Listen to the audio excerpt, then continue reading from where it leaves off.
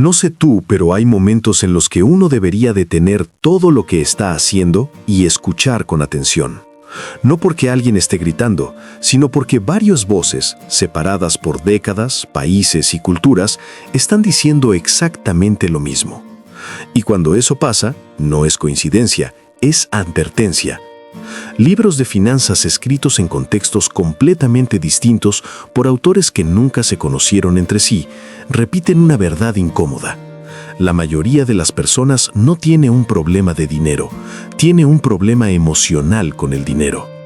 No es que no sepan sumar o restar, no es que no trabajen, no es que no se esfuercen, es que usan el dinero para manejar emociones que nunca aprendieron a enfrentar de otra forma. El dinero, en teoría, es una herramienta. No siente, no piensa, no juzga, no presiona. Es neutral. Pero en la práctica, para millones de personas, el dinero se convierte en algo completamente distinto.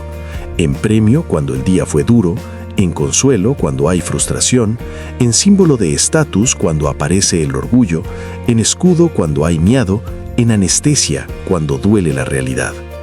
Y cuando una herramienta se usa para fines emocionales, deja de construir y empieza a destruir lentamente, casi sin que se note. Esto no es una opinión personal. Aparece de forma clara en La psicología del dinero, de Morgan Housel, donde se explica que el éxito financiero no tiene tanto que ver con la inteligencia como con el comportamiento. Aparece en Pensar rápido, pensar despacio, de Daniel Kahneman, donde se demuestra que la mayoría de nuestras decisiones no son racionales, sino impulsivas y emocionales.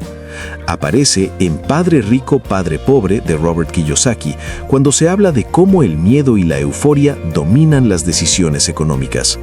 Y aparece en Un pequeño empujón, Nudge, de Richard Thaler, donde se explica cómo pequeñas emociones y sesgos mentales nos llevan a repetir errores financieros una y otra vez.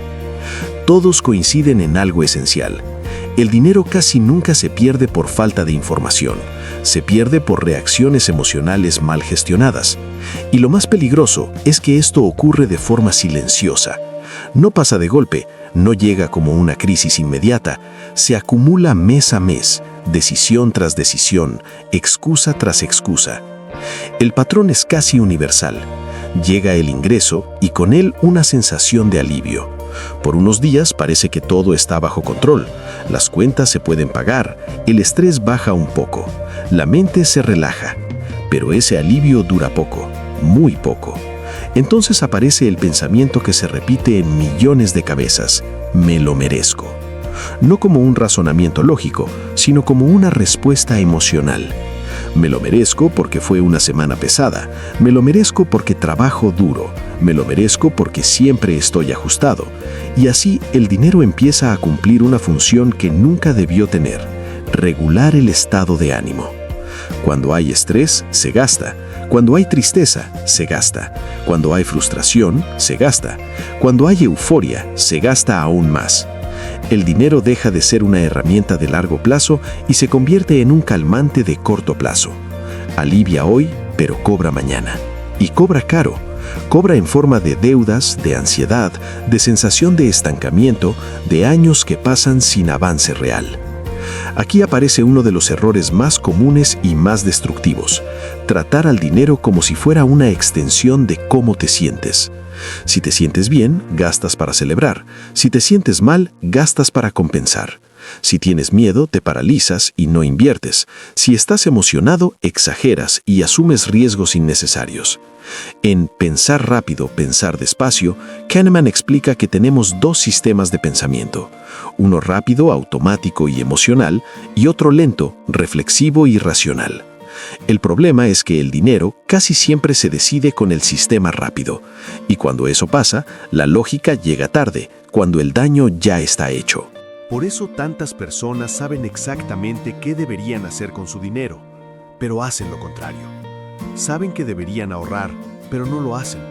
Saben que deberían invertir, pero lo postergan. Saben que no deberían endeudarse, pero lo justifican. No porque sean ignorantes, sino porque la emoción tomó el control antes de que la razón pudiera intervenir.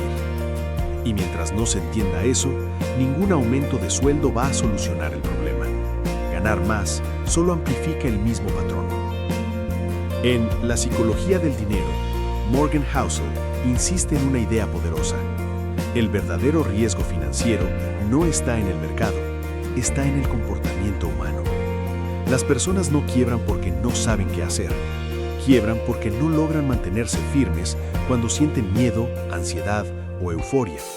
El dinero no tiene emociones, no empuja, no seduce, no presiona. Las emociones las pone la persona. El dinero no dice gasta, lo dice el cansancio. El dinero no dice endeúdate, lo dice el deseo de aparentar.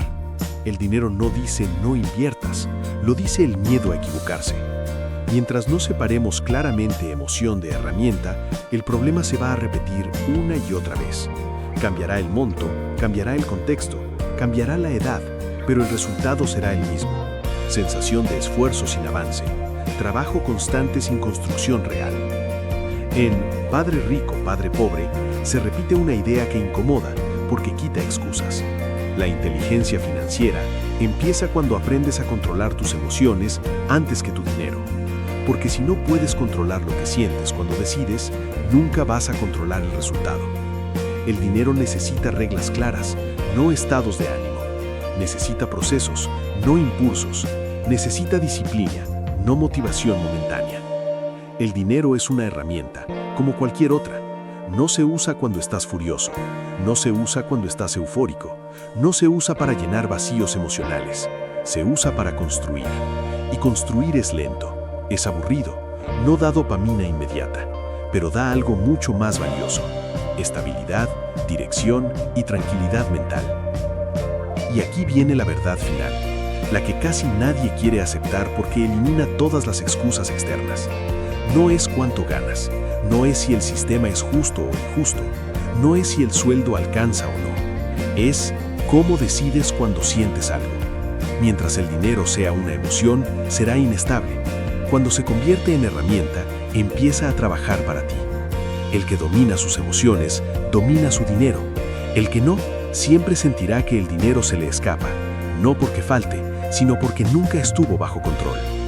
Esto no se soluciona ganando más, se soluciona deteniéndose, pensando, separando lo que sientes de lo que decides. Porque el dinero no arruina vidas, lo que las arruina es usarlo para calmar emociones que nunca se aprendieron a enfrentar.